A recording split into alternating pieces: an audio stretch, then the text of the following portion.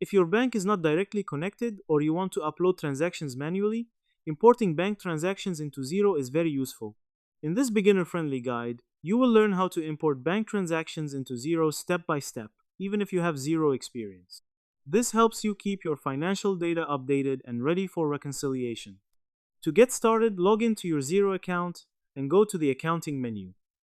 From there, select Bank Accounts and choose the account where you want to import transactions. Next, click on Manage Account and select Import a Statement. This option allows you to upload your bank transaction file into Xero. Before uploading, download your bank statement from your bank's website. Make sure the file is in a supported format such as CSV, OFX, QIF, or QBO. CSV is the most commonly used format. After downloading the file, click on Browse in Xero and select your file. Then click Upload.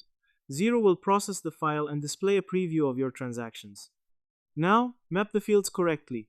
Ensure that columns like Date, Description, Amount, and Balance are matched with the correct Xero fields. This step is important to avoid errors during import. Once everything looks correct, confirm the import. The transactions will now appear in your bank account in Xero, ready for reconciliation.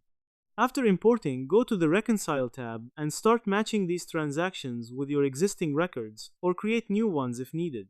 Make sure to check for duplicate entries before importing, as uploading the same file multiple times can create duplicates.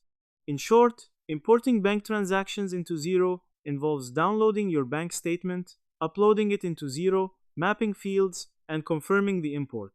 Now that you understand the process, start importing your transactions and keep your financial records accurate and up to date.